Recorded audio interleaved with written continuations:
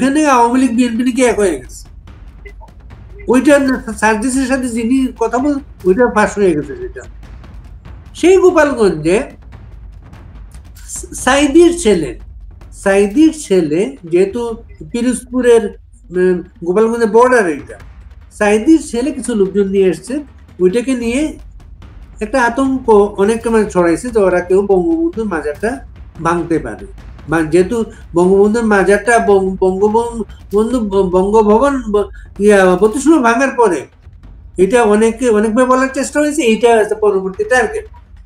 এই একটা ভয় থেকে গোপালগঞ্জে আওয়ামী লীগের ছেলে পেলে যারা সারা বাংলাদেশ থেকে যারা গিয়েছেন, গোপালগঞ্জে এনসিপি সারা দেশে প্রোগ্রাম করছে, বিভিন্ন দিকে যাচ্ছে, কিন্তু এই প্রোগ্রামগুলো এর নাম ছিল না। কিন্তু গোপালগঞ্জের যে মার্চ টু গোপালগঞ্জ, ওনারা মার্চ যখন সংযুক্ত করেন, মার্চ দিয়ে কিন্তু গণভবন, মার্চ টু ঢাকা বলে 5 আগস্ট করে ফেলে গেছে। এখন মার্চ বললে সবাই একটা ভয় তৈরি হয়। উন্মুক্ত জনতার কথা আপনি, উন্মুক্ত জনতার কোনো হিতাহিত জ্ঞান থাকে না। এরা তাৎক্ষণিকভাবে তাদের বোধ থেকে বোধ শক্তি হারিয়ে ফেলে, তারা এক ধরনের অন্য জীবে পরিণত হয়ে যায়। এটা কিন্তু ওই যে পারিপার্শ্বিক পরিস্থিতির কারণে, যেমন ধরুন আপনি যখন কান্না শুরু হয় কোনো বাড়িতে, যে কেউ মারা গেলে দেখবেন যে একজনের কান্না আরো 50 জন কান্দা শুরু করে, এটা কিন্তু এফেক্ট পড়ে।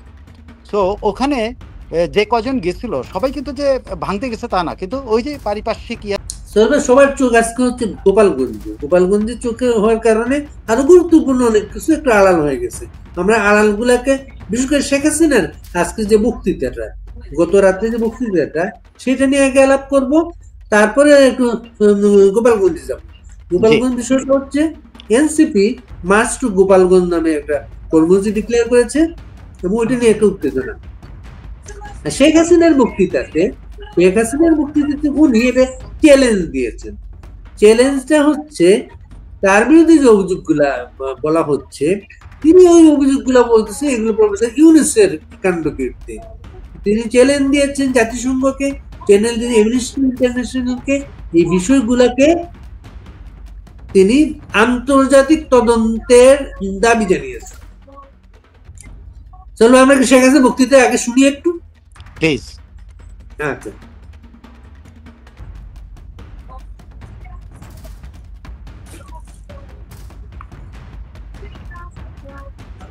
ছাত্র হত্যা, মেট্রো রেলে আগুন, বিভিন্ন প্রতিষ্ঠানে আগুন।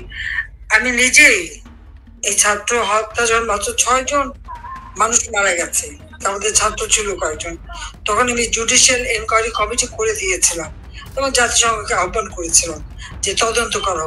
আমি যদি নিজেই হত্যা করব, তাহলে আমি কেন জুডিশিয়াল এনকোয়ারি কমিশন করে দেবো? কিন্তু আমি সেটা করেছিলাম কারণ আমি জানতে চাই যে এই হত্যাকাণ্ড কিভাবে হলো, কারা সংগঠিত করলো, এবং যে বুলেট দিয়ে হত্যা হয়েছে সেই বুলেট তো আমাদের পুলিশ ব্যবহার করে না। অথচ মিথ্যা মামলা শুধু না, আন্তর্জাতিক পর্যায়ে পর্যন্ত বদনাম দেওয়া, অ্যামনেস্টি ইন্টারন্যাশনাল এবং জাতিসংঘ যে রিপোর্ট দিয়েছে বা তারা বিচার দিয়েছে, আমি অ্যামনেস্টি ইন্টারন্যাশনালকে ডাকবো এবং জাতিসংঘকে বলবো যে তারা আগের যতগুলি হত্যাকাণ্ড হয়েছে প্রত্যেকটা হত্যাকাণ্ডের তদন্ত তাদের করতে হবে। ইউনুস যেমন মেটিকুলাসলি ডিজাইন করে এই চক্রান্ত করেছে, এদেরকে আমি বলবো মেটিকুলাসলি এইসব তদন্তগুলি যেন তারা করে। প্রত্যেকটা কবর থেকে ওই আবু সাইদ থেকে শুরু করে প্রতিটি ছাত্রের লাশ তুলে ফরেনসিক করে কিভাবে তারা মারা গেছে তার সঠিক তথ্য খুঁজে বের করতে হবে, সঠিক তদন্ত করতে হবে। এটা আমারই দাবি যে তদন্ত করে তারপর তারা দেখুক যে এই হত্যাকাণ্ডগুলি কে ঘটিয়েছে। আমি এখানে মানুষ হত্যা করতে আসিনি, আমি মানুষের কল্যাণ করেছি, আমি উন্নতি করছি, আমি দুর্নীতি করতে আসিনি, সাধারণ মানুষের জীবন মান উন্নতি করেছি। সেখানে আমার অপরাধটা কি? আজকে এই মিথ্যা তথ্য দিয়ে, এবং এই প্রতিবেদনটা বিবিসি যখন করলো, তার তো উচিত ছিল সারা গ্রাম বাংলাদেশ ঘুরে দেখা, প্রত্যেকটা পরিবারের সাথে কথা বলা, ক্ষতিগ্রস্ত পরিবার, কত ঘরে আগুন দিয়েছে, কত ইন্ডাস্ট্রিতে আগুন দিয়েছে, হাসপাতালে আগুন দিয়েছে, হোটেলে আগুন দিয়েছে, সেখানে মানুষ পুড়ে মারা গেছে। 32 নম্বর যখন আগুন দিয়েছে, সেখানেও 3 জন মানুষের লাশ পাওয়া গেছে বুদ্ধিসামা রোডের উপরে। তো এই লাশগুলি কারা করলো, এই হত্যাকাণ্ডগুলি কারা করলো, এটা তো তাদের খুঁজে দেখা উচিত ছিল। জাতিসংঘের ইনকোয়ারি কমিশন যখন এসেছে, আমাদের দলের পক্ষ থেকে যারাই কথা বলেছে, একটা কথারও তারা গুরুত্ব দেয়নি। ওই ইউনুসের যে মানে মেট্রোপলিস ডিজাইনের অংশ হিসেবে ইউনুস সেন্টারে বসে তার যে 40 জন প্রতিনিধি আছে যাদেরকে মাসহারা দিয়ে রাখে, কন্টেন্ট তৈরি করে, ওনার জন্য সেই কন্টেন্টের ভিত্তিতেই সব প্রতিবেদন দেওয়া হয়েছে এবং আমার নামে মিথ্যা অপবাদ দিয়ে আজকে বলছে আন্তর্জাতিক আদালতের বিচার। হ্যাঁ, আমিও হচ্ছে আন্তর্জাতিক আদালতের বিচার, কিন্তু সেই বিচার হওয়ার আগে ওই ইউনুসের কন্টেন্ট দিয়ে হবে না। এখানে আসল এক্সপার্ট নিয়ে এসে প্রত্যেকটা হত্যার তদন্ত করতে হবে, প্রত্যেকটা হত্যার তদন্ত করে যেটাই খুঁজে বের করতে হবে। আর এটা যদি তারা খোঁজে, অবশ্যই আমি জানি, শতভাগ আমি আমার বিশ্বাস যে ইউনুস যে হত্যাকাণ্ডগুলি ঘটেছে এত কোনো সন্দেহ নেই। তার কাজ হচ্ছে উদারপিণ্ডি বুদার গাড়ি দেওয়া। যারা হত্যা করেছে, অগ্নিসন্ত্রাস করেছে, তাদেরকে দিয়েছে দায় মুক্তি, আর মামলা দিয়েছে আমাদের বিরুদ্ধে, আওয়ামী লীগের নেতা কর্মীদের বিরুদ্ধে। কাজে এই জিনিসটাই তাদের খুঁজে বের করতে হবে, দায় মুক্তি কেন দিল, কি কারণে। দায় মুক্তি তো এই জন্যই দিয়েছে যে যেহেতু তারা দায়ী, যেহেতু তারা এই সমস্ত অপকর্ম করেছে, যারা এই ইউনুসের প্ররোচনায় যে সময় তার যে মাস্টার মাইন্ড এবং চালারা, তারা তাদেরকে যা বুঝিয়েছে সেটা বিভ্রান্ত হয়েছিল। আজকে তারা সেই বিষয়টা বুঝতে পেরেছে, অনুশোচনা হচ্ছে, ক্ষমা চাচ্ছে। আমি তো ক্ষমা করে দিয়েছি, আমার তো কোনো কারোর বিরুদ্ধে কোনো অভিযোগ নেই। কিন্তু আজকে আমরা আমাদের আওয়ামী লীগের অগণিত নেতা কর্মী, মুক্তিযোদ্ধা, তাদেরকে অপমান করা, তাদেরকে হয়রানি করা, মিথ্যা মামলা দেওয়া, এবং আমাদের তো ঘর বাড়ি কিছু নেই। আমার তো ঢাকা শহরে কোনো বাড়ি ঘরই নেই। জয়পুত্রের বাবার বাড়ি সুধা সদন, সেটাকে আগুন দিয়ে পুড়িয়েছে, লুটপাট করেছে, কিচ্ছু নেই, আমাদের সব লুট করে নিয়ে গেছে, এক কাপড়ে বের হয়ে আসতেছে। সেই ক্ষেত্রে আমি বলবো যে তদন্ত যদি করতে হয়, আমাদের বিরুদ্ধে মামলা করেছে, যদি মামলা চালাতে হয়, তাহলে আগে এই তদন্ত করে দেখতে হবে যে কারা এই হত্যার সঙ্গে দায়ী। আমি এটা চাই, কারণ হত্যা করা আমাদের কাজ ছিল না। তাহলে তো যখন থেকে তারা ছাত্র আন্দোলনে নেমেছে তখনই তাদের উপরে হামলা করে তাদেরকে তুলে দেওয়া যেত, যেটা ডক্টর ইউনূস এখন করে। ছাত্ররা আন্দোলন করেছে, আন্দোলন নামার সাথে সাথে তাদেরকে গুলি করা, সাউন্ড গ্রেনেড, গরম পানি মারা। প্রাইমারি শিক্ষক, ছোট বাচ্চা কোলে, তার উপরে গরম পানি মেরেছে। মাদ্রাসার শিক্ষক আন্দোলন করতে গেছে, তাদের হামলা করেছে। গার্মেন্টস শ্রমিকরা আন্দোলন করেছে, সেখানে গুলি করে 2 জন শ্রমিক হত্যা করেছে। শ্রমিকদের একটা ইন্ডাস্ট্রি বন্ধ করে দিয়েছে, শ্রমিকদের লাথি মেরেছে, তারা আজকে কাজ করে না। এগুলি কারা করেছে? এগুলি অপরাধ না? আর হত্যাকাণ্ড তো এখনো চলছে, আজ পর্যন্ত চলছে। গত 2 দিন আগেও আমাদের যুবলীগের এক নেতাকে হত্যা করেছে। একের পর এক তারা হত্যাকাণ্ড করে যাচ্ছে এবং এর কোনো বিচার নাই, কোনো নালিশ করার জায়গা নেই, মামলা করা যাবে না। যারা ক্ষতিগ্রস্ত মামলা করতে পারে না, কিন্তু আমাদের মধ্যে মামলা একটার পর একটা, 450 উপর মামলা, সব নাকি হত্যাকাণ্ড। আর 1400 মানুষের যে তালিকা জাতিসংঘ ঘোষণা করেছে, অ্যামনেস্টি ইন্টারন্যাশনাল রিপোর্ট, তারাও সেই 1400 বলেছে। আমি তাদেরকে চ্যালেঞ্জ দিচ্ছি, সেই 1400 নাম তারা বলবে। আর যে লিস্ট গেজেট করেছে সরকার, 825 জন না কতজন, ওই গেজেটে যাদেরকে মানে নিহত শহীদ বলেছে, প্রত্যেকটা কেস তদন্ত করে দেখো এর মধ্যে কতটা ফাঁক আছে। কেউ হয়তো হার্ট ফেল করে মারা গেছে, কেউ অ্যাক্সিডেন্টে মারা গেছে, কেউ লুট করতে যে মারা গেছে। শুনবো না, আমরা আলোচনা শুরু করে দেবো। মোটামুটি তো ওনার ভয়েসটা পেয়ে গেছে, সেখানে ঢুকে লুট করতে যে মারা গেছে। আপনি শুরু করতে পারেন, শুরু করে দিই আমরা। হ্যাঁ, ওনার মূল যে পয়েন্ট গুলা আমরা যেটা আলাপ করবো সেটা আমরা পেয়ে গেছি। জি, আপনি কি কিভাবে দেখেন বিষয়টাকে? বিষয়টা হলো যে আমি যেভাবে দেখি যে এই বক্তব্যটার মাধ্যমে কিন্তু জাতিসংঘ কিন্তু প্রশ্নের মুখে পড়ল। কারণ জাতিসংঘ যে এক পেশে তদন্ত করেছে এটা কিন্তু ওনার বক্তব্যে এসছে। কারণ আপনি খেয়াল করে দেখেন, উনি বলেছেন যে আওয়ামী লীগের যাদের সাথে যারা যোগাযোগ করেছিল তাদের কোনো বক্তব্যই জাতিসংঘ শোনেনি, এবং জাতিসংঘ একটা প্রেসক্রাইবড ডকুমেন্ট তারা নিয়ে তারা ওইটা করছে। এবং উনি তো সবকিছু আমি মনে করি ক্লিয়ারলি দাবি করে উনি বলছেন সবগুলো ফরেন্সিক হোক, প্রমাণ করুক যে আমরা মেরেছি। এবং এর ভেতরে আপনি যদি বক্তৃতাটা শোনেন, বক্তৃতার ভিতরে আরো একটা পয়েন্ট আছে যেটা শোনা হয়নি, সেটা হলো 7.62 নিয়ে কিন্তু উনি প্রশ্ন, যে শাখাওয়াত সাহেব যে প্রশ্ন তুলেছেন তিনি সেটা বলেছেন যে 7.62 আমাদের পুলিশ ব্যবহার করে না, সো এটা কারা ব্যবহার করে? সেটা তো জাতিসংঘ খুঁজে বের করতে হবে যে 7.62 বুলেটটা কারা ব্যবহার করেছে। জাতিসংঘ সেটা করেনি। ইভেন উনি বিবিসিকে বলছেন, বিবিসি তো সারা দেশে ঘুরে এই জিনিসটা বের করতে পারতো, বিবিসি তো সেটা করে নাই। উনি অ্যামনেস্টির কথা বলেছেন যে তারা তো এগুলো করে নাই, তারা ইউনুস সেন্টার থেকে একটা প্রেসক্রিপশন দিয়ে দেওয়া হয়েছে বা একটা কি বলে তদন্ত রিপোর্ট দিয়ে দেওয়া হয়েছে, সেটার ভিত্তিতে ওরা রিপোর্ট করেছে। এবং উনি চ্যালেঞ্জ করেছেন, উনি আন্তর্জাতিক আদালতে যেতে রাজি আছেন।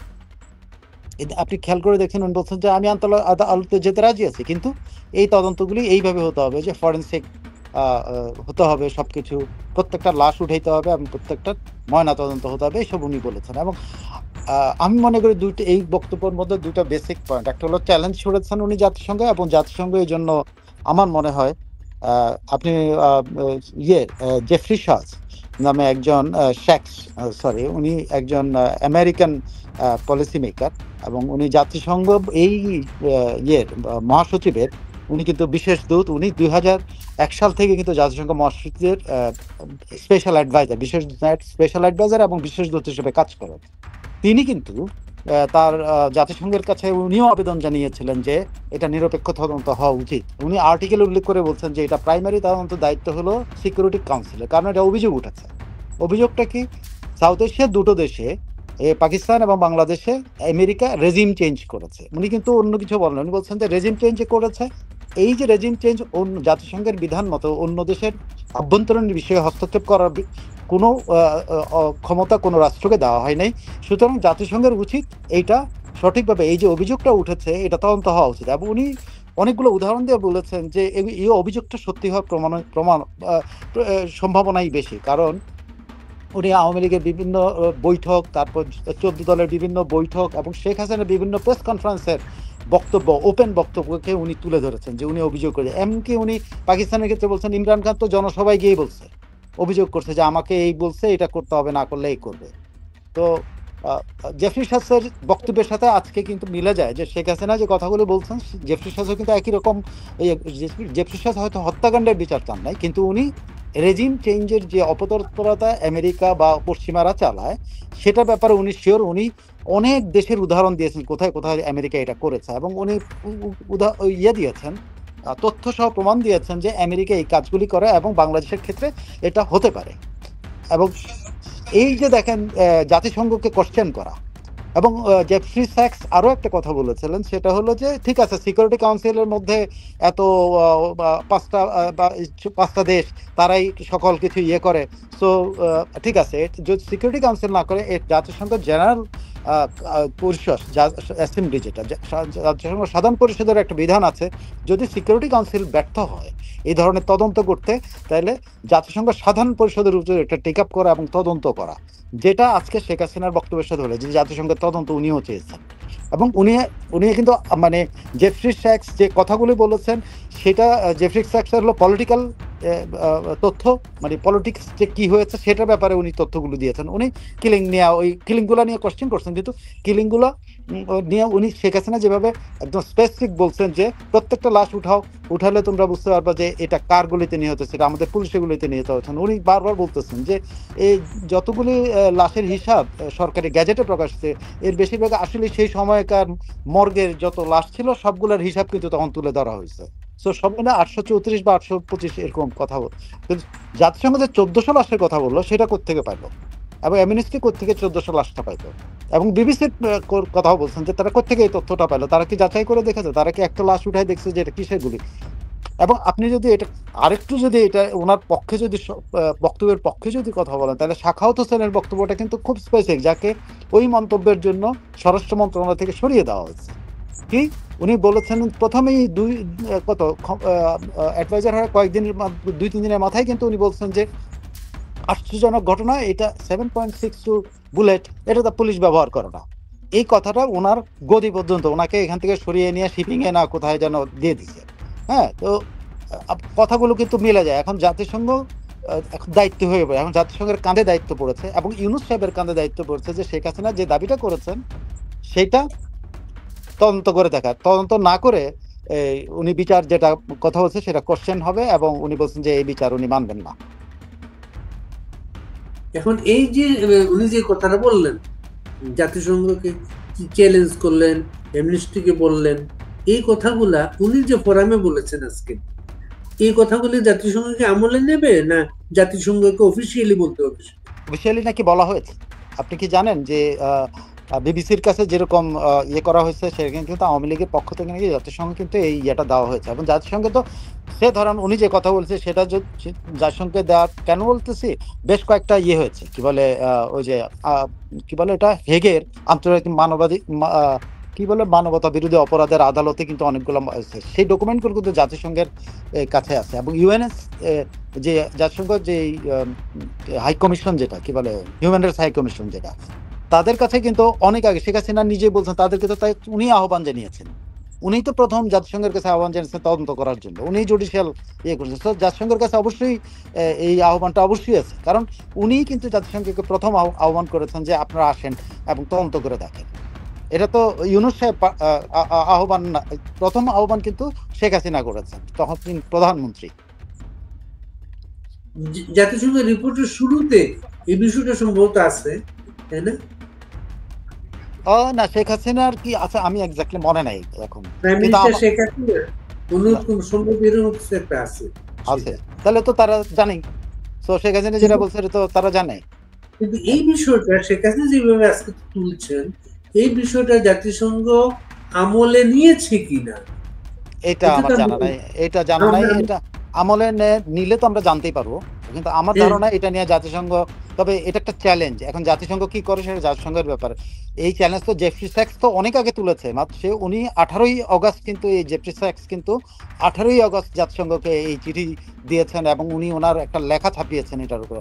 এবং উনি গত মাসে এই যে মেয়ের শেষ দিকে অথবা জুনে উনি দ্বিতীয়বার প্রেস ব্রিফিং করে উনি কিন্তু এই কথাটা জাতিসংঘের কাছে আহ্বান জানিয়েছেন যে এই দুইটা দেশে বিশেষ করে তদন্ত হওয়া দরকার, কারণ এই দুইটা দেশের ডিপোজড যে প্রাইম মিনিস্টাররা বোথ অ্যাকিউজড আমেরিকা রেজিম চেঞ্জের এবং পশ্চিমাদেরকে অভিযুক্ত করেছে। ইমরান খান জনসভায় করেছে, শেখ হাসিনা দফায় দফা করেছেন, প্রেস ব্রিফিং করেছেন, তারপরে ওনার 14 দলের মিটিংয়ে হাসানুল্লাহ ইনু কি বলেছে সেটাও, যে ওই যে সেন্ট মার্টিন দিয়ে দেওয়ার কথা এই হাসানুল্লাহ বলেছেন, সেগুলো কিন্তু উনি উল্লেখ করেছেন। উনি কিন্তু একদম ঘটনা পরম্পরা শেখ হাসিনার প্রত্যেকটা বক্তব্য উনি কিন্তু তুলে ধরেছেন, 14 দলের বৈঠক তুলে ধরেছেন, আওয়ামী লীগের বৈঠক তুলে ধরেছেন। তো এগুলো কিন্তু জাতিসংঘের কাছে already documented. But what is not, সেটা হলো যে এই যে হত্যাকাণ্ডগুলি নিয়ে, কিন্তু হত্যাকাণ্ড নিয়ে তো শেখ হাসিনা আগেই আহ্বান জানায় রাখছিল। তো সেটার ভিত্তিতে এখন যখন উনি বলতেছে এই তদন্ত উনি সন্তুষ্ট না, দেন এটা তো অবশ্যই পুনর্বিবেচনার দাবি শুধু রাখেন না, জাতিসংঘ তার ইজ্জত রক্ষার জন্য হলে এটা করতে হবে। স্টেটমেন্ট তো করে নেই না না, এই ওনার এই বক্তব্যটা তো মাত্র আজকে আসছে। বা এই যে উনি কথাটা বললেন, বাংলাদেশে যারা বিচারের কাজকর্ম করছেন তাদেরকেও তো কেউ প্রশ্ন করে না সাধারণত যে ওরা আমলে নিয়েছে কিনা। না, কিন্তু শেখ হাসিনা কিন্তু ধরেন কিন্তু বাংলাদেশের আদালত নিয়ে কিছুই বলেনি, উনি এইটা ক্যারি করেন নাই। উনি আন্তর্জাতিক আদালতের কথা বলছেন, আন্তর্জাতিক আদালত ফেস করছেন। সো আমাদের দেশের আদালত এটাতে কেয়ার করবেন, এটা তো আপনি পরিষ্কারই বুঝতে পারছেন যে 3 জন আসামির মধ্যে একজনকে তারা রাজসাক্ষী বানিয়েছে আরেক 2 জনের বিরুদ্ধে, এবং এটা সামারি ট্রায়াল হয়ে যাবে, এটা তো বোঝাই যাচ্ছে। তো এইটা উনি আহ্বান জানানো কি আর না জানানোই কি, আমি জানি না এটাতে কোনো পরিস্থিতি কোনো চেঞ্জ হবে, কারণ দে আর ডিটারমাইন্ড। আসিফ নজরুল পরিষ্কার বলেছেন তাদের সরকারের আমলেই তারা এই বিচার করে যাবেন। এখন সরকারের আমলটা যদি আপনি ধরেন ফেব্রুয়ারি পর্যন্ত হয়, as per agreement with BNP, যা মির্জা ফখরুল বলছেন 26শে ফেব্রুয়ারির মধ্যে যদি নির্বাচন হয়ে যায়, তাহলে ওনার ক্ষমতা হস্তান্তর করতে 15 দিন বা 20 দিন, যত বেশি নেন 15 দিনের বেশি তার উনি নিতে পারবেন না। 7 দিনের মধ্যে উনি বিএনপি রেডি হয়ে যাবে, পার্লামেন্টারি পার্টি গঠন করে সবকিছু করে দল নেতা ইয়ে করে নির্বাচন করে তাদের নমিনেশন তারা দিয়ে দেবে কে প্রাইম মিনিস্টার হবে এবং তারা রাষ্ট্রপতিকে জানা দেবে। তো উনি তো আর দেরি করতে পারবেন না। উনি চাইলে ক্ষমতা লিঙ্গার করতে পারেন যদি ফেব্রুয়ারিতে নির্বাচন হয়। 26 মানে যেটা মির্জা ফখরুল বলছেন যে it is agreed with Tarique Rahman, Mirza Yunus সাহেব কথা দিয়ে এসছেন, এগ্রিমেন্ট করে আসছেন যে 26শে ফেব্রুয়ারি নির্বাচন, 26 ফেব্রুয়ারির মধ্যে নির্বাচন হবে। তাহলে তো সেই সময় পর্যন্ত কিভাবে এরা শেষ করবে? আপনি ধরেন সাক্ষ্য প্রমাণ পাল্টা যুক্তি এইসব দিতে দিতে এটা তার ধরেন ওই যে মার্শাল ল কোর্টের মতো করতে পারবে না যে 1 ঘন্টা শুনেই আমি ফাঁসির আদেশ দিয়ে দিলাম, তাই না? তো যেমন আপনি যদি উদাহরণ দেন, আপনার মনে আছে কিনা এটা পড়েছেন কিনা, আপনি কোর্ট কভার করছেন, আপনি জানেন একজন মার্শাল ল কোর্টে এগুলো হয় হয়তো বোস্ট প্রফেসর আব্দুল মতিন চৌধুরী, হ্যাঁ, যে বিচারটা হয়েছিল সেখানে এই যে সিরাজুল ইসলাম চৌধুরী তখন ট্রেজারার ছিলেন, তার একটা সামান্য একটা চোতার উপর ভিত্তি করে কিন্তু ওনাকে যাবজ্জীবন কারাদণ্ড দিয়ে দিয়েছিল বা 10 বছরের কারাদণ্ড এরকম কিছু একটা দিচ্ছে। তো এটা তো যদি সামারি ট্রায়াল হয় তাহলে তো কোন শোনাশুনির দরকার নাই, এমনি রায় ঘোষণা করে দিতে পারে। কিন্তু আসিফ নজরুল্লাহ যেটা বলছে সেদিকেই যাচ্ছে হয়তো, যে তারা কোনো কিছু না তোয়াক্কা না করে রায় ঘোষণা করতে চাইবে। কারণ এখানে আসামি মাত্র 2 জন, তার মধ্যে একজন ভেতরে আছেন, তার আইনজীবীর নিয়োগ করতে দিচ্ছে না তার আইনজীবী। আপনি জানেন কি জানেন না, এই আন্তর্জাতিক অপরাধ ট্রাইব্যুনালে কোনো বিরোধী পক্ষের আইনজীবীকে জায়গায় দিচ্ছে না, উঠতেই দেয় না। এবং কেউ যে ওখানে যে কারোর জন্য কথা বলবে সেটা দেয় না, তারা তাদের পছন্দের লোককে বিরোধীদের আইনজীবী বানাচ্ছে।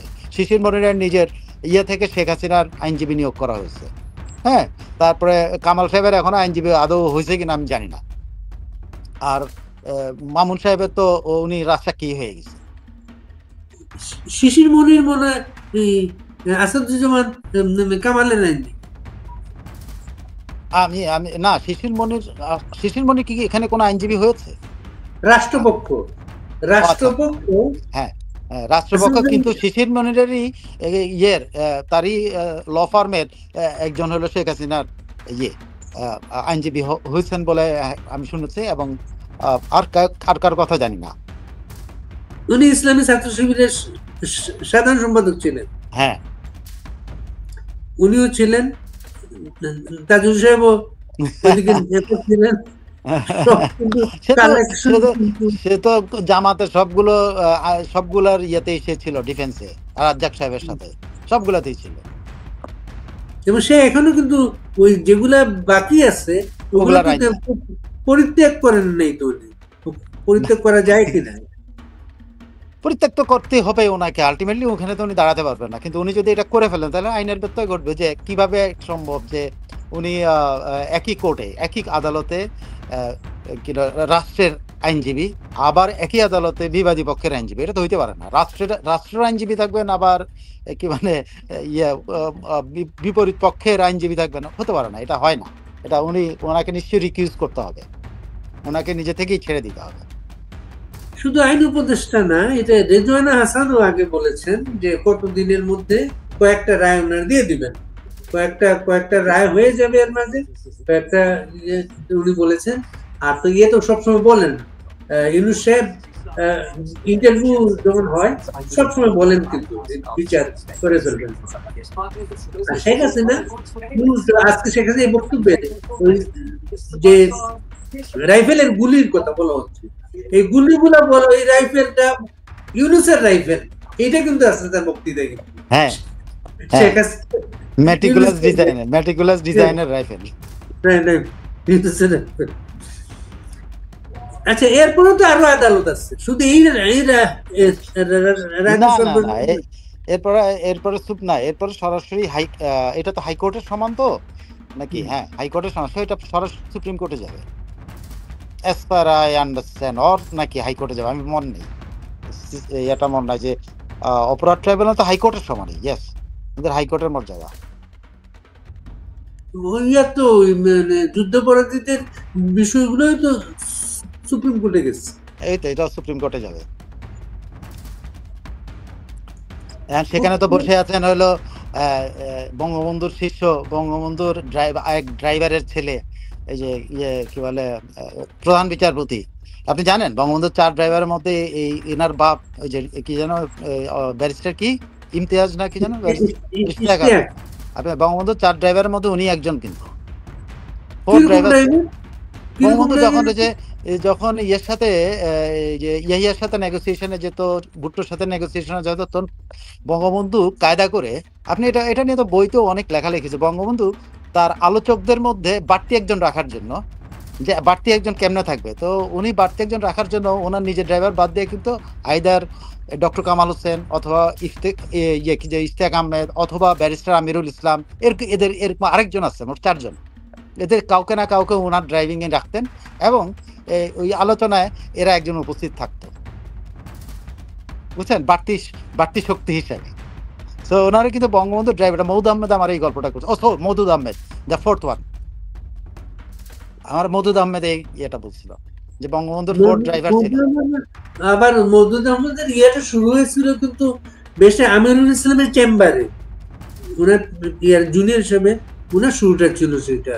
ওই তো ওরা 4 ড্রাইভার ছিল তখন, ডক্টর কামালও তো তখন জুনিয়র তখন এই ডক্টর কামাল, ব্যারিস্টার ইশতিয়াক এবং এবং অনেক মৌদুদ আহমেদ একদিন বলছিল ব্যারিস্টার ইশতিয়াক কেন বঙ্গবন্ধুর বিরুদ্ধে গেছে জানেন? সে বলছে, আমি বললাম বন্ধু বলেন, আমার খুব পছন্দ করতো, তো বলতে বলেন তো গল্প করতেছে, তো এটা এগুলো কিন্তু রিপোর্ট করার জন্য না, হ্যাঁ, এটা এগুলো কিন্তু আমার বইয়ে লেখার জিনিস, আমি বইয়ে সত্য কথা লিখি আর রাজনীতি করি আলাদা, হ্যাঁ, বইয়ে কোনো মিথ্যা কথা লেখে না। তো উনি বলতেছেন ইশতিয়াক আহমেদ জীবনের দুঃখই একটাই ছিল, যে কারণে উনি বঙ্গবন্ধু বিরোধী হয়েছিলেন, সেটা হলো ইশতিয়াক আহমেদ কে বঙ্গবন্ধু কেন রাষ্ট্রের প্রধান আইনজীবী করেন নাই, অ্যাটর্নি জেনারেল কেন করেন নাই, কেন কামালকে এত গুরুত্ব দিয়েছে। কামাল এবং ইশতিয়াক আহমেদের বৈরিতাই ছিল এই ওনাদের, উনি বঙ্গবন্ধুর বিরুদ্ধে যাওয়ার একমাত্র ইয়ে। সবাই কিন্তু ব্যক্তিগত স্বার্থ ছাড়া কেউ কিন্তু বঙ্গবন্ধুর বিরুদ্ধে যায় না, সব ব্যক্তিগত স্বার্থে। এটা কিন্তু মওদুদ আহমেদ তার বইতে বলছে, আমি বইতে লিখবো, আমি বইতে লিখছি কিনা আমি আর জানি না। এরকম অনেক কথা, উনি তো অনেক কথা বলতো, সব কথাই বলতো যে শোনো কিন্তু লাভ নাই, এইটা লেখা যাবে না, এটা আমার বইয়ের জিনিস। আর এই এখন যারা প্রধান বিচারপতি যারা করেছেন তারা কিন্তু অন্যভাবে বলেছে, না না, ইশতিয়াক আহমেদের ছেলে না রেফা, হ্যাঁ, তারা বলেন আপনি তো ড্রাইভার অনেক অতীত ধরে টান দিয়েছেন আপনি, তারা বলেন যেটা সংবিধানের খুবই গুরুত্বপূর্ণ ব্যাখ্যা উনি দিয়েছেন বিভিন্ন সময়, তিনি তত্ত্বাবধায়ক সরকারের উপদেষ্টা ছিলেন, এমন ব্যক্তির ছেলে প্রধান বিচারপতি হয়েছেন। আরো একটা মজার গল্প চালু আছে ল ডিপার্টমেন্টে, হ্যাঁ, যে এই যে সলিমুল্লাহ খান, ঠিক আছে, সলিমুল্লাহ খান ওয়ান অফ দি ব্রিলিয়ান্ট ইয়ে ছিল, কোনো একটা পরীক্ষা আইদার অনার্স অথবা মাস্টার্সে সলিমুল্লাহ খানকে সেকেন্ড করে দেয়া কিন্তু ওনাকে প্রথম করা হয়েছিল এই ইয়েকে ইশতিয়াক আহমেদের ইয়েতে তদবিরে। এটা কিন্তু খুব গল্প, আমি এক্স্যাক্টলি আমি বলতে পারবো না, বাট আমি এই গল্প ওনাদের ব্যারিস্টারদের মধ্যেই শুনেছি এবং এই গল্পটা খুব প্রচলিত যে সলিমুল্লাহ খান ঢাকা ইউনিভার্সিটির মাস্টারই দিতে পারে নাই জাস্ট এই কারণে। সলিমুল্লাহ খান নাকি এই জন্য ল ডিপার্টমেন্টে তালাও লাগাইছিল। সলিমুল্লাহ খান একবার তো জাসদ থেকে সেক্রেটারি হওয়ার ইয়ে হয়েছিল না, মনে আছে, যে ডাকসুর জিএস হওয়ার জন্য তাকে প্রথম নমিনেট করলো, পলের হাসিবকে করলো, মুনির হাসিব করে ফেললো। হ্যাঁ, সলিমুল্লাহ খান কিন্তু অনেক বঞ্চিত মানুষ, এই জন্য উনি অনেক লেখাপড়া করছেন এই বঞ্চনা থেকে।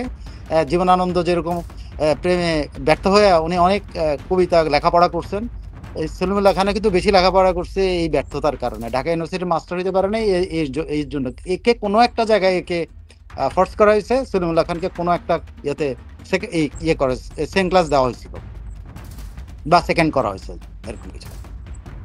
মানে এগুলো গল্প, এগুলো হলো ব্যারিস্টারদের গল্প। এই আমরা আজকে শেখ হাসিনার বক্তৃতা যেটা নিয়ে আলাপ করলাম, যেটা আসলে আমরা সরকারি ব্যাখ্যাগুলো পেতাম যদি আমাদের রিপোর্টাররা এইসব জায়গায় প্রশ্ন করতেন, যাদের সুযোগ মতো যদি প্রশ্ন করতেন, সরকারি একটা বক্তব্য আমরা পেতাম। উইলিংলি মনে হয় না এটার কোনো বক্তব্য দেবে তারা, কেউ যদি প্রশ্ন করে।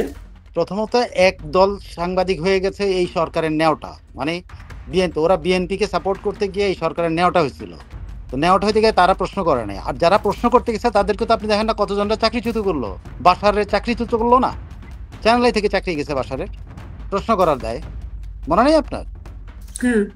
এই তো, তাহলে প্রশ্ন করার সাহস থেকে পাবে?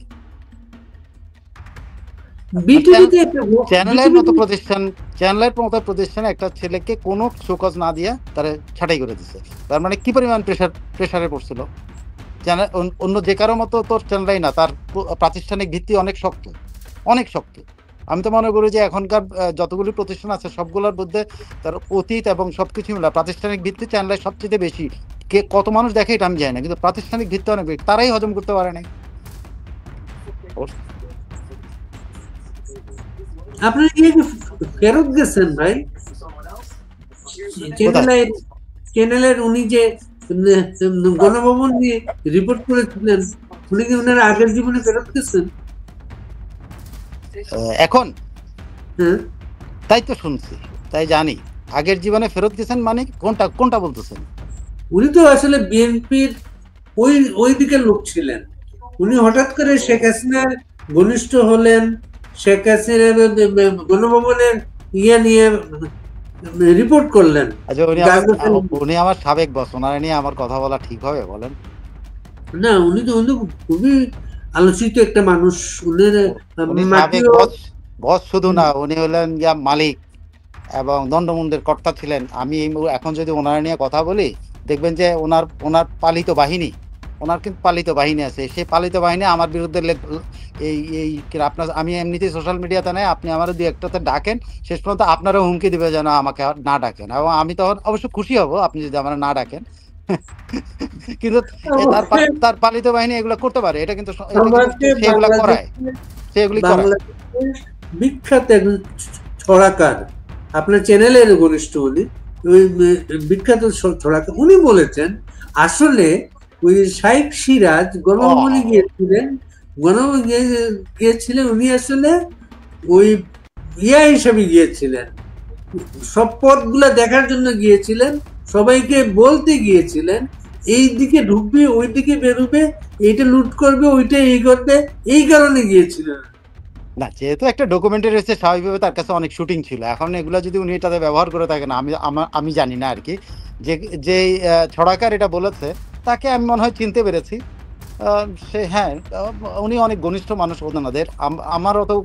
আমাদেরকে অত দাম দিতেন না ছড়াকাররা। ওনারা যখন দেশে যেতেন তখন ওনারা মালিক পাড়ায় থাকতেন, মাঝে মধ্যে কদাচিৎ আমাদের মতো লোকদের সাথে ওনাদের দেখা হতো। সো আমি আসলে উনি যে কি কোনটা সত্য বলছেন কোনটা ইয়ে করছেন আমি জানি না, অসত্য বলবো না। উনি মালিকদের অনেক ঘনিষ্ঠ, উনি হয়তো অনেক তথ্য জানেন।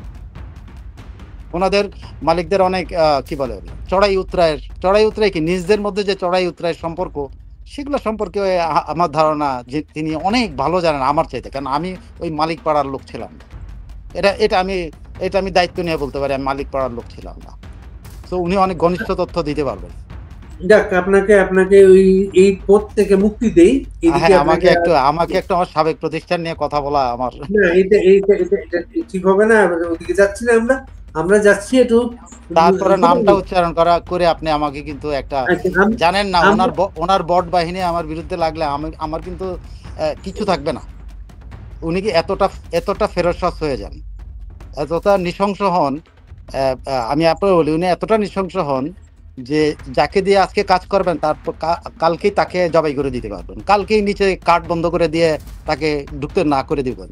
উনি এতটা ভয়াবহ। সো আপনি এখন এই ওনার বিষয়ে কথা বলে কিন্তু মানে আমি কিন্তু আপনি আমার একটা বেকায়দা ফেললেন, সে কিন্তু আমার বিরুদ্ধে লাগতে পারে।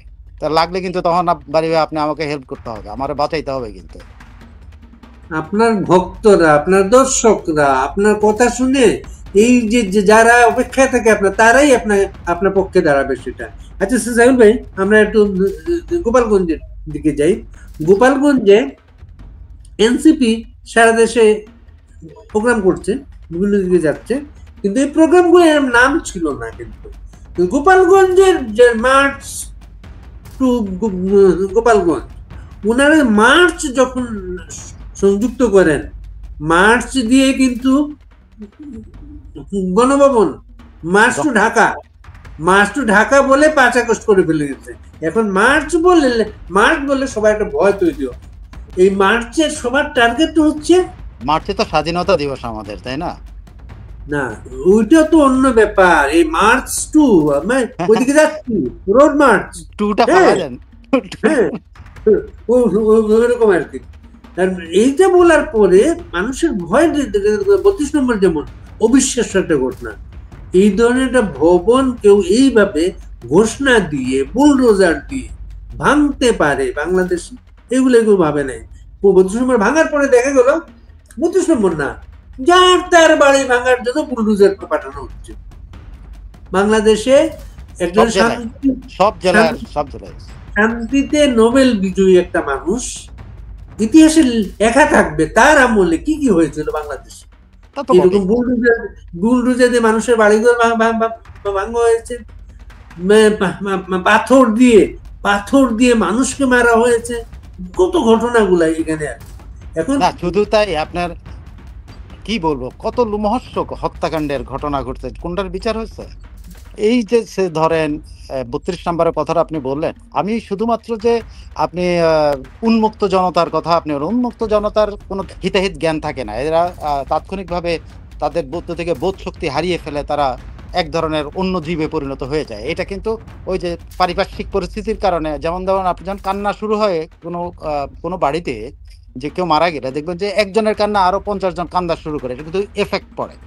সো ওখানে যে কজন গেছিল সবাই কিন্তু যে ভাঙতে গেছে তা না, কিন্তু ওই যে পারিপার্শ্বিক ইয়াতের মধ্যে সাইকোলজিক্যাল ইম্প্যাক্টে পড়ে সবাই মিলে অংশগ্রহণ করছে, কিন্তু সেখানে দায়িত্বহীনতার পরিচয় দিয়েছে হলো আর্মি। সেখানে শুধু দারোয়ানের ভূমিকাও না, দারোয়ানের ভূমিকা পালন করলেও কিন্তু একটা দারোয়ান, কোনো বাসার যখন দারোয়ান থাকে, সে কিন্তু প্রাণপণ চেষ্টা করে তার মনিবের বাড়িটাকে রক্ষা করার জন্য। তার মনিবের বাড়ি না হোক, তাকে যারা বেতন দিয়ে রাখে তাদের জীবন রক্ষা করা, তাদের সম্পত্তি রক্ষা করা, তো দারোয়ান রাখা হয় নাকি? দারোয়ান রাখা। এখন যখন এরকম ঘোষণা দেয় এক্সকেভেটর নিয়ে যে ভাঙার জন্য ঘোষণা দেওয়া হয়, এবং এক্সকেভেটর আসতে তো 6 ঘন্টার মতো সময় লাগছে, 4-5 ঘন্টা ঘোষণা দেওয়ার পর 5-6 ঘন্টা পরে আসছে। ওই সময়টায় আপনি খেয়াল করে দেখেন, আপনি ভিডিওগুলো দেখেন, সেনাবাহিনী ওখানে ছিল, সেনাবাহিনীর বিরুদ্ধে 2-3টা স্লোগান দিলে সেনাবাহিনী ওখান থেকে মানে আনসার যেভাবে পালায়, আমরা মনে আছে ইউনিভার্সিটিতে দেখতে আমরা ট্রেনিং দিয়ে ছাড় করে ধমক দিতাম, দুষ্টামি করতাম, আনসারে ধাওয়া দিতাম, মানে এটা আসলে ফান হইতো। আমরা তখন ফান করতাম, যেটা অত্যন্ত মানে ক্রুয়েল ফান ছিল, এটা নিয়ে কোনো সন্দেহ নেই। কিন্তু তখন তো মানে অল্প বয়স আমরা করছি, কিন্তু সেই সেনাবাহিনী যে বাংলাদেশ রক্ষা করার ট্রেনিং নিয়ে আছে, খুন করার ট্রেনিং তাদেরকে দেওয়া হচ্ছে, তার কিল করার ট্রেনিং তারা কিন্তু কাউকে বাঁচানোর ট্রেনিং তাদের দেওয়া নেই, আদার দেন রেস্কিউ অপারেশন। এটা তো রেস্কিউ অপারেশন, এখানে তো রক্ষা করার অপারেশন ছিল। তারা ওখান থেকে লেজ গুটিয়ে পালিয়েছে। তো যখন আইন শৃঙ্খলা রক্ষাকারী বাহিনী লেজ গুটিয়ে পালায়, তখন যখন 100-200 লোক কোনো জিনিসের উপর হামলা দিয়ে পড়ে, তখন আশেপাশে সাইকোলজিক্যালি এফেক্টেড লোকজন তারাও ঝাঁপায় পড়ে, কারণ তারা তখন লুটপাটের নেশায় থাকে। বুঝতে পারছেন এই অংশটা কি করে? আমি এরকম কয়েকটা ঘটনার কথা জানি, হয়তো 50 জন জয়েন করছে, কিন্তু এলাকার সমস্ত বস্তিবাসী এসে হাজির হলো কেন? তারা কিন্তু কি হয়েছে এটার জন্য আসে না, তারা আসছে এই পুরো বিল্ডিংটা কেমনে লুটপাট করা যাবে এই জন্য। আপনি খেয়াল করে দেখেন, লোহার রড পর্যন্ত ভেঙে নিয়ে গেছে, আপনি সব ফার্নিচার নিয়ে চলে গেছে, এরা গেছে তো লুটপাট করতে। সো যারা আসলে উন্মুক্ততা নিয়ে গিয়েছিল, যে 50-60 জন বা 100-150 জন যারা ওখানে লুঙ্গি ডান দিচ্ছে সারা রাত ধরে, তো তাদেরকে যদি আগেই এলাকায় ঢুকতে না দিত, তাহলে কি এই ঘটনাটা ঘটতো না। এর পুরো দায়িত্ব কিন্তু আর্মির। আপনি কিন্তু শুধুমাত্র যে আওয়ামী লীগ রক্ষা করবে, আওয়ামী লীগের সম্পত্তি রক্ষা করার দায়িত্ব আইন শৃঙ্খলা রক্ষা বাহিনীর, আর আর্মি তখন ম্যাজিস্ট্রেসি পাওয়ার আছে, আর্মি তখন দায়িত্ব দেওয়া আছে তাকে বিচার করার, আরেস্ট করার, তো সে তো দায়িত্ব পালন করে নাই। এই জন্য বিচারের কাঠগড়ায় যদি কখনো দাঁড়ায়, এজ এ হোল আর্মি কিন্তু দাঁড়াবে। আর্মি কিন্তু এটা থেকে পার পাবে না। আর্মি বাংলাদেশের প্রেসিডেন্ট মারছে, 2 প্রেসিডেন্টরা মারছে, আর্মি নিজের ভিতরে মুক্তিযোদ্ধাদের মারছে। এবং আজকে আবার দেখেন আর্মি যে কি বলে তাদের পেজের মধ্যে রাজাকার বলে যে স্লোগান সহ যে ভিডিওটা উঠেছে, আপনি বলেন না আর্মি কি আসলে আর্মি? এই আর্মি মুক্তিযুদ্ধের মাধ্যমে হয়েছে? এই আর্মি মুক্তিযুদ্ধের রক্ত থেকে তৈরি হয়েছে? কল্পনাতে। আমি কিন্তু বিশ্বাস করতাম যে এটা, আমি মনে করতাম জানেন, আমাকে অনেক বন্ধু বলতো, মানে তারা রিটায়ার করছে, তোরা জানোস না, তোরা এখনো আমাদের সমালোচনা কর, এই আর্মি কিন্তু পাকিস্তানের আর্মি নেই, এই আর্মি বাংলাদেশ আর্মি। আমি মানে এখন কিন্তু আর পিএম এর লোকজন নেই, এখন বিএম এর লোকজন। বিএমএ মানে Bangladesh blood. Seriously they use to talk with me like that. আমার বন্ধুরা এটা হলো বাংলাদেশ ব্লাড, বাংলাদেশের বিরুদ্ধে কিছু হবে না। আর বাংলাদেশের প্রতীক যেটা দিয়ে বাংলাদেশ, যেই ভবনটা থেকে বাংলাদেশের সকল ঘোষণা আসছে, সেটা রক্ষা করে এই আর্মি। প্লাস যে রাজাকাররা এই বাংলাদেশকে, রাজাকারদের এই আর্মিরাই পরাভূত করছে মুক্তিযোদ্ধাদের মাধ্যমে। এই আর্মি তো এক ধরনের লিডারশিপই ছিল। সে আর্মি মুক্তিযুদ্ধের স্মারক শেষ করে দিচ্ছে সারা বাংলা, এবং ইভেন ক্যান্টনমেন্টে দিয়েছে, করছে। তাহলে এই যারা এটা সহ্য করে, যারা এটা হজম করে, এটা কি আর্মি বলেন তো? আপনাকে মনে হয় এটা বাংলাদেশ ব্লাড? আমার তো মনে হয় এটা পাকি ব্লাড। আমার ভাই তো আর আমার বন্ধুদের আমি সাথে আর কথা বলতে ইচ্ছা করে না, যারা বলতো যে no this is from BMA. এখনকার সব অফিসার বিএম এর অফিসার। না, আমি আরেকটা রয়েছে দেখেন, এই আর্মিটা আমাদের জাতিসংঘ বাহিনীর গুরুত্বপূর্ণ অবস্থান আর্মি, মানে আমাদের বাহিনী থেকে ওখান থেকে বের করার জন্য নানা কাজ হয়। এই জিনিসগুলা আর্মির সাম্প্রতিক নানা কিছু কেউ যদি তুলে ধরে জাতিসংঘের কাছে, ওরা বিভিন্ন দেশে শান্তি রক্ষা করে, বিভিন্ন দেশে কিন্তু বিভিন্ন দেশের ক্লিনিক রক্ষা করে, ক্লিনিক, হ্যাঁ, বিভিন্ন দেশের বাড়িঘর রক্ষা করে, আর বঙ্গবন্ধুর বাসভবন রক্ষা করতে না। এই অথর্ব আর্মি বা এই আনসার আর্মির কি প্রয়োজন আছে বাংলাদেশ? আমি জানি না, আমি জানি যে আমার এই কথাগুলো আর্মি অনেক খেপতে পারে, আমার কিছু আর জানা, বাট দিস মাই ফিলিং। আমার এই ফিলিংস থেকে কেউ সরাতে পারবে না যে তুমি না আর্মির ওয়েবসাইটে, আর্মির পাতায়, আর্মির ওয়েবসাইটে যেটা আমরা দেখলাম কালকে যে রিলিজ করা হয়েছে, এইটা আমাদের আর্মি একটা সুশৃঙ্খল বাহিনী। কিসের সুশৃঙ্খল? এটা আবার শৃঙ্খল বলে নাকি? অফিসিয়ালি তো বলা হয়, বলা যায়। এই জায়গায় এইগুলা এই আর্মির সামনে আর বিশেষণ দেশপ্রেমিক আর সুশৃঙ্খল এই গোড়ারান্ডা আর বলেন না। দেশপ্রেমিক জিনিসটা আমিও পছন্দ করি না।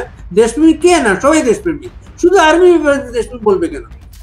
শুধু আর্মি সুশৃঙ্খলা বলার কোনো কারণ নাই, কারণ এই সুশৃঙ্খল আর্মি আমরা চোখে দেখছি, লাইভে দেখছি যে বঙ্গবন্ধুর বাড়ির সামনে থেকে এতগুলি আর্মি সদস্য, এতগুলি জাস্ট বিড়ালের মতো হেঁটে চলে গেছে। মজার ব্যাপার কি জানেন, প্রফেসর ইউনূস এর জন্য আর্মিকে দায় দেয় না। আর সর্বশেষ ইন্টারভিউতে বলছে পুলিশ নাকি ভয়ে যায় না, এলাকায় যায় না, কিন্তু আর্মি যে ছিল, হ্যাঁ, পুলিশ নাকি ভয়ে যায় নাই। উনাকে যদি কেউ মারতে যায় উনি কি বলবেন পুলিশ ভয়ে আসে নাই? উনি লিফট পায় না, এই জন্য জাতির বিরুদ্ধে অভিযোগ করছেন। ওনাকে জেল দিতে পারে এই জন্য ওনার স্ত্রীকে ওনার খাওয়াইতে হয় বলে জাতির অনুকম্পা কামনা করছেন। আপনার মনে আছে নিস? হ্যাঁ, সেই লোকটা এখন তার দেখি তো প্রতি মাসে 2 বার করে বিদেশ যায়। এই বউকে খাওয়ায় কেটা এখন? ওনাকে ছাড়া কাউকে চেনে না, ওনাকে ছাড়া খায় না। আর জেলে আমার এখনো স্পষ্ট কানে ভাসে যে যদি জেলে যেতে হয় তাহলে আমার এই স্ত্রীকে, অসহায় স্ত্রীকে কে দেখবে? কারণ উনি ছাড়া, ওনাকে ছাড়া কেউ চেন না। এখন দেখলাম যে ওনার সকল টুরি উনি এবং ওনার কিনা কয় যে মেয়ে সবগুলো তাহলে এই বউটাকে কে দেখে? জানি না। ওনার স্ববিরোধিতা এবং ওনার 2 নম্বরের কথা না বলাই এর ভাই, এর নিয়ে বহু সেই কবে সংবাদে রিপোর্ট করতে চেষ্টা করছি, কত কিছু করছি। তবে মোনাজাত ভাই অনেকগুলা করছিল, চালগুলো নেওয়া, কিন্তু আমরাও চেষ্টা করছি, কিন্তু সেটা এরকম সবার ভিতরে প্রাণ প্রিয় একজন ব্যক্তি হয়ে দাঁড়াইছিল যে কিছু করা যেত না। আপনি তো আরেক বিপদ তৈরি করলেন, মোনাজাত ভাইয়ের নামটা এখানে আনলেন, বেচারার নিয়ে আবার মরণোত্তর বিচার হয় এখন। উনি তো এই রিপোর্ট গুলোই করতেন, গরিবের পক্ষ নিয়ে এই রিপোর্ট গুলোই উনি করতেন। ও কার গরু নিয়ে গেছে, কার চাল নিয়ে গেছে, উনি এগুলো অনেক করতেন। আচ্ছা স্যার, গোপালগঞ্জে একটা খোঁজ নিয়ে আমি জানার চেষ্টা করেছি, যেটা গোপালগঞ্জে আওয়ামী লীগের কেউ নাই, কিন্তু গোপালগঞ্জে আওয়ামী লীগের কেউ নেই। গোপালগঞ্জে 5 আগস্টের পরে যেসব আমরা ছবি দেখেছি, মিছিল দেখেছিলাম, বিশাল বিশাল বিশাল অবিশ্বাস্য প্রতিরূপ, যেটা গ্রামে যেটা ছিল, ওদের আর্মির সাথে যে গোলমালটা হলো, আর্মির সাথে সমস্যা যে 2টা মামলা হয়, সেই মামলায় মোটামুটি আওয়ামী লীগের যারা আছেন সবাই কিন্তু আসামি। আওয়ামী লীগ করেন পরিস্থিতি আছে, যারা আছে সবাই কিন্তু ওই 2টা মামলার আসামি। ওই 2টা মামলায় সবসময় গ্রামে অভিযান চালানো হয়, কে কে অ্যারেস্ট বাকি আছে বা গ্রামে কে ফেরত আসছে, এটার জন্য সবচেয়ে ইয়ে পাওয়া যায়। এমন একটা বছর গোপালগঞ্জে প্রোগ্রামটা, কালকে গোপালগঞ্জে কি করছিল, গোপালগঞ্জের যে যুব মহিলা লীগ, এরা কয়েকজন একটা প্রোটেস্টের মানে প্রোগ্রাম করতে গিয়েছিলেন, কালকে ওদেরকেও অ্যারেস্ট করা হয়েছে, ওরা নাই। কারণ গোপালগঞ্জে এনসিপির লোকজন মিটিং করতে যাবে, এনসিপির লোকজন পুলিশ প্রোটেকশনে মিটিং করতে উনাদের হবে। এখানে আর একটা গোলমাল হয়ে দাঁড়াইছে, গোপালগঞ্জকে কালকে বিএনপি, যে বিএনপির সম্পর্ক ভালো না, বিএনপি এটা মিছিল করেছে, মিছিল করে বলেছে এনসিপি কে তারা ওইখানে ঢুকতে দেবে না। এমন একটা মিছিল করেছে। এই মিছিলকে কেন্দ্র করে আবার সার্জিস আলমের একটা ফেসবুক কারোর সাথে কথা বলছেন, এটা আবার সোশ্যাল মিডিয়া ফাঁস হয়ে গেছে। জিজ্ঞেস করছেন যে কি ব্যাপার, ওইখানে আওয়ামী লীগ বিএনপি নাকি এক হয়ে গেছে। ওইটা সার্জিসের সাথে যিনি কথা বল, ওইটা ফাঁস হয়ে গেছে। সেটা সেই গোপালগঞ্জে সাইদির ছেলে যেহেতু পিরোজপুরের গোপালগঞ্জের বর্ডার, এইটা সাইদির ছেলে কিছু লোকজন নিয়ে এসছে, ওইটাকে নিয়ে একটা আতঙ্ক অনেক ছড়াইছে যে ওরা কেউ বঙ্গবন্ধুর মাজারটা ভাঙতে পারে। যেহেতু বঙ্গবন্ধুর মাজারটা বঙ্গভবন 32 নম্বর ভাঙার পরে এটা অনেকবার বলার চেষ্টা হয়েছে, এইটা পরবর্তী টার্গেট। এই একটা ভয় থেকে গোপালগঞ্জে আওয়ামী লীগের ছেলে পেলে যারা সারা বাংলাদেশ থেকে যারা গিয়েছেন গ্রামে গঞ্জে, তারা চুপচাপ আছেন, তারা সামনে আসার সুযোগ নেই। তারা শুধু এটা বলেছেন ফেসবুকের মাধ্যমে, যদি কিছু করার চেষ্টা করা হয় তারা প্রতিরোধ করবে কি জানি না। তবে গোপালগঞ্জে সাধারণ মানুষ যারা ব্যবসায়ী যারা এরা যারা সরাসরি পলিটিক্সের লোক না, কিন্তু সবাই জানে গোপালগঞ্জে এগুলো করা সম্ভব না, বঙ্গবন্ধুর মাজারে হাত দেওয়া যাবে না। এর মাঝে আজকে যেটা আর একটা ছোট্ট নিউজ, একজন স্ট্যাটাস দিচ্ছে, স্ট্যাটাস না আমাদের ইনবক্সে পাঠাচ্ছে, যেটা গোপালগঞ্জের ব্যবসায়ীরা, গোপালগঞ্জের পুরো প্রশাসন যেটা এখন আছে, যেটা এটা এখন জামাতে ইসলাম ইউনো যারা যেখানে আছেন সব কিন্তু জামাতে ইসলাম। ব্যবসায়ীরা নাকি প্রতিবাদ হিসাবে এদের কাছে জিনিসপত্র বিক্রি করা বন্ধ রেখেছেন। এটা সত্য মিথ্যা জানি না, আমিও পাইছি চাল ডাল সহ ছোটখাটো ব্যবসায়ীরাও অসহযোগ, এটা আনডিক্লেয়ার্ড অসহযোগ আন্দোলন, এটাগুলো আমার কাছে পাঠিয়েছে যে ওদের কাছে তেল পেঁয়াজ কোনো কিছুই বিক্রি করা হবে না, বাট এটা কি সম্ভব? অসহযোগ, কিন্তু এটা অসহযোগ, প্রোটেস্ট ওইটাই। তারা সবাই বঙ্গবন্ধুকে ধারণ করেন, বঙ্গবন্ধু এই মাটির সন্তান, বঙ্গবন্ধু এই মাটিতেই আছেন, এই জিনিসটাকে ধারণ করেন। এমনকি বিএনপির একটা ছেলে একটা ফেসবুক স্ট্যাটাস আমি দেখেছি, সে সেখানে বঙ্গবন্ধু উল্লেখ গোপালগঞ্জের মর্যাদা, আমাদের জন্মভূমির মর্যাদা আমরা করতে পারতাম। এবং আর্মি আনা হয়েছে, আর্মি তো আছে, যারা আছেন আর্মি সদস্যরা, ইয়ে থেকে আর্মি আনা হয়েছে। একটা বিশ্বাস আছে অনেকের মাঝে যে আর্মি ওই 32 নম্বর রক্ষা করে নাই, কিন্তু বঙ্গবন্ধু মাজারে হাত দিতে কাউকে দেবে না, এমন একটা বিশ্বাস আছে অনেকের। আপনি কিভাবে দেখেন বিষয়গুলো? আমি মনে করি না যে আর্মিরও বিশ্বাস করা উচিত। আর্মিকে বিশ্বাস করা মানে সবাই বিশ্বাস করছিল অ্যাটলিস্ট আর্মি 32 নম্বর টাচ করতে দিবে না, কিন্তু এটা সবাই লাইভে দেখেছে যে আর্মি কি ভূমিকা পালন করছে। সো যত কথা শোনা যাক, এগুলো আমরাও শুনছি, আমিও শুনেছি যে এরকম অনেক নিরাপত্তা বাড়ানো হয়েছে যাতে আওয়ামী লীগের কর্মীদেরকে দূরে রাখা হয়েছে যাতে সংঘর্ষ না হয়, আবার সংঘর্ষ হইলে যেন সংঘর্ষ হইলে এটা রক্তপাত হবে সেটা যেন না হয়, এই জন্য এটা আওয়ামী লীগের লোকজনকে আপনি বলছেন গ্রেপ্তার কাছে, আমি শুনছি কাস্টডিতে নিয়ে রাখা হয়েছে, তাদের ছেড়ে দেবে এরকম, বা ছেড়ে দিচ্ছে বা এরকম কিছু একটা, যা তাদেরকে এলাকায় রাখতে না, তারাও যেন কোনো উত্তেজনা সৃষ্টি না করে এটার ব্যাপারে। কিন্তু আমি একটা কথা বলি, এই ভরসা যারা করে তারা বোকা। আর্মিকে বিশ্বাস করার কোনো জায়গা নাই এখন আর। এই আর্মি সে আর্মি না, এটা আমি আপনাকে একটু আগে বলছি, এই আর্মি সে আর্মি না। এই আর্মি দেশপ্রেমিক, আর দেশপ্রেম যে আছে এতে কোনো দেশপ্রেম নাই। এরা বঙ্গবন্ধু মানে না। বঙ্গবন্ধুর যদি মানতো, বঙ্গবন্ধুর একটা স্ট্যাচুতে যখন হাত পড়ে তখন আর্মি কি ভূমিকা থাকা উচিত ছিল একটা, কিন্তু ক্যান্টনমেন্টের জড়িত বঙ্গবন্ধুর ছবি, মুরাল সবকিছু নষ্ট করছে। হ্যাঁ, তো তারা ভাঙছে। তো তাহলে আমি জানি না মানুষ কেন আর্মির উপরে এত ভরসা রাখে। আর্মির উপরে কোনো ভরসা রাখার দরকার নাই। মানুষ যার হাতে নিজের ক্ষমতা নিজের হাতেই রাখা উচিত। আর্মির উপর আস্থা রেখে লাভটা কি? আর্মির পাঠায় দেওয়া উচিত সীমান্ত রক্ষার জন্য, ভারতের সাথে যুদ্ধ লাগলে ওখানে করার জন্য। ওদেরকে বিডিআর এর ভূমিকা দিয়ে দেওয়া উচিত। এই ক্যান্টনমেন্টে ঢাকার ভিতরে এখানে রাখার দরকারটা কি?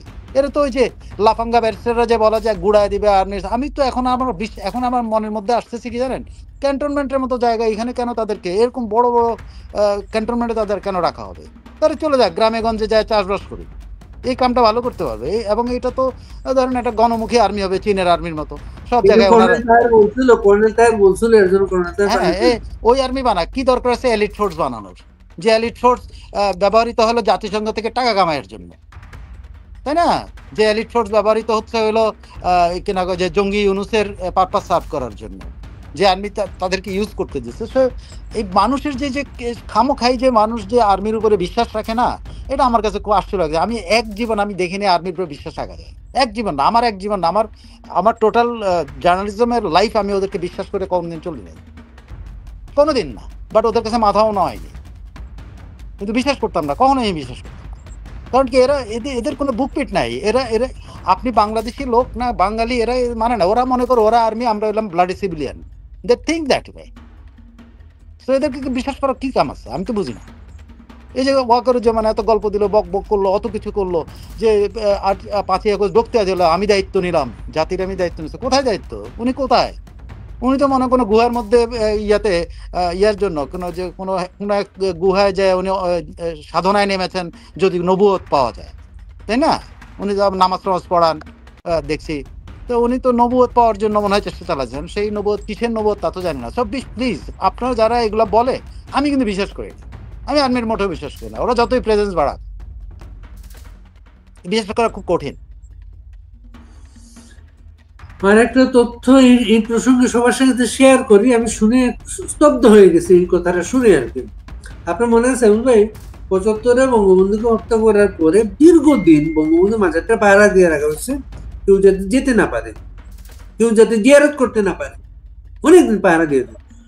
ওসমানী ইলেকশনের সময়, ওসমানী যখন প্রেসিডেন্ট ইলেকশন করেন জিয়াউর রহমানের সাথে, ওই ইলেকশনের সময় গণতান্ত্রিক ঐক্য জোট, গজ, যেটা গজ, ওই গজের নেতারা ওই এলাকায় যখন নির্বাচনী প্রচারে গেছেন, ওই সময় প্রথম বঙ্গবন্ধু মাজারে গিয়েছিলেন তারা। ওই সময় একটা বাঁশের বেড়া ছিল, বাঁশের বেড়া ছিল, ওই ছবিটা আমরা অনলাইনে দেখি এখন, ওই বেড়া। এবং 5 আগস্টের পরে আর্মির সাথে যখন গোপালগঞ্জে মানুষের সমস্যা তৈরি হইল, এরপরে যে মামলাগুলা দেওয়া হইল, টুঙ্গিপাড়ায় বঙ্গবন্ধুর বাড়িতেও, বঙ্গবন্ধুর বাড়ি আত্মীয়স্বজন বাড়ি যেগুলো আছে না আশেপাশে, কোনো বাড়িতে কোনো পুরুষ মানুষ নেই, একটু কোনো পুরুষ মানুষ নেই, কারণ সবার নামে মামলা।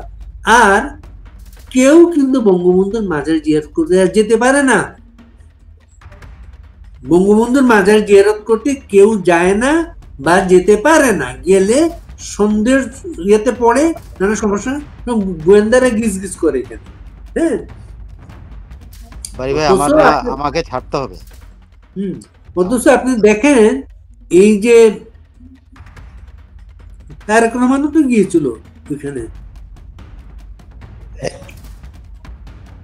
এখন সারাদিন আমাদের আজকে যেহেতু এই প্রোগ্রাম আছে, আমাদের চোখ থাকবে গোপালগঞ্জে, আমরা সবাইকে আপডেট গুলা জানাবো। শান্তি থাকুক গোপালগঞ্জে, হাত যাতে না পড়ে আমাদের জাতির পিতা, তার জন্য আমরা দেশে বিদেশে গর্বিত মানুষ, বাংলাদেশের মানুষ, তার শেষ শয্যায় যাতে কারো হাত না পড়ে। আমি এই আবেদন জানাতে চাই না, আমি একটু অন্যভাবে বলতে চাই যে আমাদেরকে, আমি যে দেশের বাইরে থাকি, আমাদেরকে বেজ্জত করেন না। মানে আর্মি বলেন, পুলিশ বলেন, কেউ আমাদেরকে আর বেজ্জত করে না। অনেক বেজ্জত হয়েছে বা বিদেশে বসে। আমাদের দেশকে এখন জঙ্গির দেশ বলে। বঙ্গবন্ধুর মাজারে হাত দিয়ে আর শেষ পেরেকটা মাইরেন না, হাত দেওয়ার সুযোগ করে দিয়ে আর্মি, সেনা, পুলিশ যাদের, এটা আমার দাবি থাকে। অনেক ধন্যবাদ ভাই, সবাইকে ধন্যবাদ। আমরা সারাদিন আমরা গোপালগঞ্জের দিকে খেয়াল রাখবো, আপডেট জানাবো আপনাদের। সবাই ভালো থাকবেন। সাহেল ভাই, আপনাকে ধন্যবাদ, আপনি ভালো থাকেন। জি, ভালো থাকেন।